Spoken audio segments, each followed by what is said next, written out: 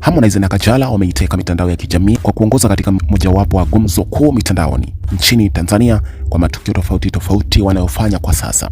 Kumekuwa na matukio mengi, mfano kumpatia jina mpya Kajala na kuitwa Swalha, na pia vile kuwepo kwa tetesi za kupanga kufunga ndoa kati ya wawili hawa.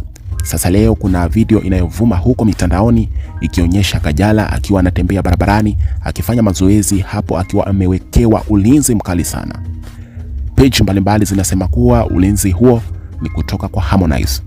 Kajala anafahamika sana kupenda mazoezi, kwa hiyo ulinzi unaoonekana hapo ni mkubwa sana. Panaonekana magari makubwa yakiwa mbele nyuma kumwekea ulinzi Kajala. Sasa katika mitandao ya kijamii yapo mambo mbalimbali kuhusiana na video hii, wengine wakisema kuwa ni show off, huku wengine wakisema kuwa ni jambo nzuri kufanya hivyo.